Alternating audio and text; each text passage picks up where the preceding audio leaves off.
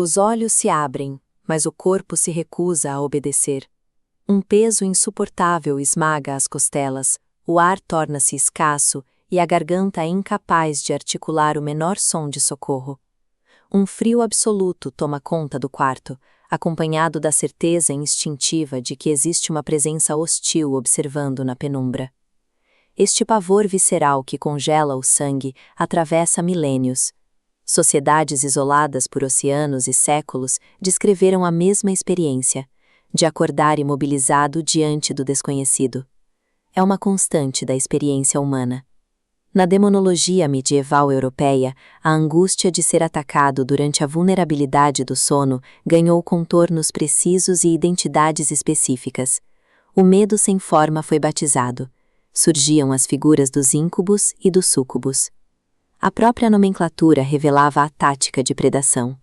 O íncubo deriva do latim incubare, a sombra masculina deitando-se por cima da vítima.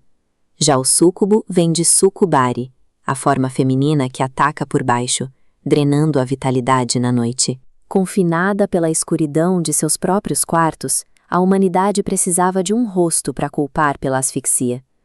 Nomear o terror noturno com uma alcunha demoníaca funcionou como o primeiro mecanismo de defesa da psique humana contra o abismo das horas mortas. A Igreja da época utilizou esse terror instintivo como uma ferramenta de controle dogmático. Anomalias físicas inexplicáveis, gravidezes fora do matrimônio e desejos carnais reprimidos eram explicados através da intervenção demoníaca, removendo a agência humana e impondo o medo institucional. A oficialização desse delírio ocorreu no Malleus Maleficarum, em 1487.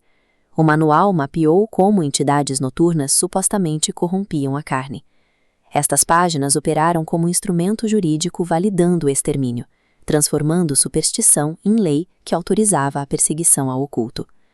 Atribuir um episódio de poluição noturna ou histeria a um predador invisível aliviava o peso da culpa moral do indivíduo. Contudo, ao aceitar a visitação, a vítima tornava-se cúmplice profana, entrando imediatamente na mira dos tribunais e das fogueiras. A imposição do medo pela espada e pelo fogo falhou em corar a imobilidade noturna. O horror apenas foi transferido do quarto escuro para as chamas da praça pública, mantendo o pânico como o eixo central da vida social. Onde a Europa medieval enxergava garras e asas de morcego, a neurociência moderna identifica processos biológicos precisos. O mito perde sua aura sobrenatural diante da clareza da fisiologia. A atonia REM é nossa trava química de segurança, imobilizando os músculos durante o sono profundo. O pânico irrompe através de uma falha temporal. A consciência desperta abruptamente, mas o sistema nervoso permanece trancado. A mente está lúcida enquanto o corpo continua aprisionado. Sem o controle dos músculos intercostais, o indivíduo mantém o ritmo respiratório raso e letárgico do sono profundo.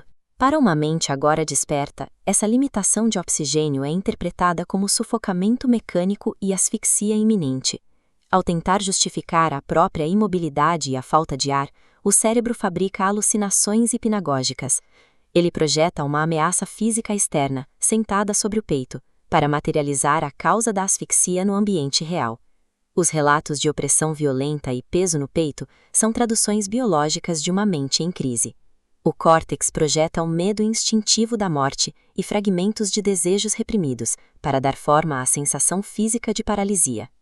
O monstro opressor é, na realidade da biologia, uma âncora visual criada por sinapses em desespero para explicar a imobilidade química do próprio corpo. No Brasil colonial, o terror biológico colidiu com um choque cultural de matrizes religiosas distintas. Essa encruzilhada gerou distorções que afetaram permanentemente a percepção das entidades de matriz africana. Esta figura exibe a postura soberana da pomba-gira. O olhar colonial, ancorado na repressão, não conseguiu processar uma força feminina altiva e dona do próprio desejo, interpretando-a como ameaça. Assim, fundiram sua liberdade ao súcubo, criminalizando sua energia através da demonologia europeia. A teologia da Umbanda define a pombagira como um espírito humano em evolução. Ela atua como uma guardiã das leis cósmicas e do equilíbrio, distanciando-se completamente das definições de demônios de condenação. O súcubo do mito suga e esgota a vida da vítima. Em oposição direta, a pombagira direciona a vitalidade, atua na quebra de feitiços e protege os caminhos de quem a respeita. O moralismo dogmático confundiu o predador parasitário com a própria autoridade encarregada de combatê-lo. A pombagira não é o agente do caos, mas a guardiã que impõe ordem nas zonas mais densas do astral. Para encontrar os verdadeiros executores da drenagem vital, é preciso observar as sombras do umbral inferior. Lá operam os espíritos obsessores conhecidos como quiumbas. Os quiumbas são consciências estagnadas que recusam abandonar seus vícios. A fixação na matéria e nos desejos aprisiona o espírito logo após a morte física. O espírito continua sentindo a fissura da substância e do desejo, mas não possui mais um corpo físico para saciá-la. Essa privação constante gera um estado de agonia e parasitismo magnético. A fixação na vingança, na crueldade e no ódio deforma o perispírito. No umbral, essas consciências assumem formas sombrias e densas, tornando-se especialistas em desestruturar o equilíbrio humano. Nas regiões astrais densas, o poder é exercido através da força bruta e da manipulação mental. É uma hierarquia baseada no controle sobre consciências ainda mais fracas e na exploração da ingenuidade humana. Os abismos são arquitetados pela recusa humana em abandonar a própria degradação. O umbral é o reflexo da ignorância espiritual levada ao extremo no plano invisível. Os quiumbas selecionam vítimas com campos vibratórios fragilizados. Eles se aproximam de pessoas presas em ciclos de vícios ou estados depressivos, buscando uma fonte de sustento energético. O vampirismo energético ocorre durante o sono, quando as defesas estão baixas. O obsessor busca absorver o fluido vital para alimentar sua existência densa. O quiumba plasma ilusões no subconsciente da vítima, forçando a liberação de energia vital.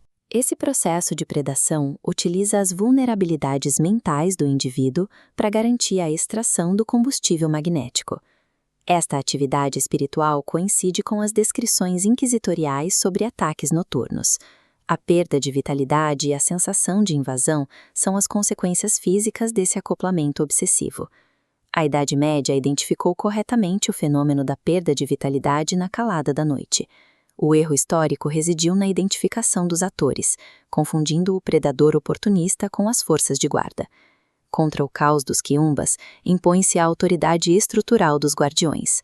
O ambiente astral inferior é um campo de choque entre a predação e a lei. A pombagira atua como a executora da lei nestas zonas densas, caçando e neutralizando espíritos obsessores para proteger a integridade humana. Diferente dos quiumbas, os guardiões utilizam seu poder para subjugar e prender as inteligências que violam o equilíbrio espiritual. Quiumbas disfarçados frequentemente utilizam nomes de exus e pombagiras para exigir sacrifícios violentos e alimentar a discórdia. Eles mimetizam a autoridade para facilitar o acesso à energia dos encarnados. Os verdadeiros guardiões da lei operam drenando o negativismo e neutralizando o parasitismo. Eles agem como uma barreira de contenção que impede a expansão do caos umbralino. A força feminina negra e ancestral que o colonizador tentou exorcizar sob o nome de súcubo exerce a autoridade necessária para aniquilar as entidades que habitavam os pesadelos dele. O demônio inquisitorial, a sinapse paralisada no cérebro e o obsessor nas margens do umbral habitam o mesmo território, os limites da mente humana. Seja por uma falha química ou por uma presença vibratória, a consciência projeta formas sombrias para o que não consegue controlar. Os séculos e as nomenclaturas mudam, mas a vulnerabilidade permanece a mesma. O terror reside na encruzilhada, onde o medo instintivo encontra a realidade invisível, expondo a fragilidade da psique diante do desconhecido. A cosmologia da Umbanda posiciona seus guardiões exatamente nesta fronteira.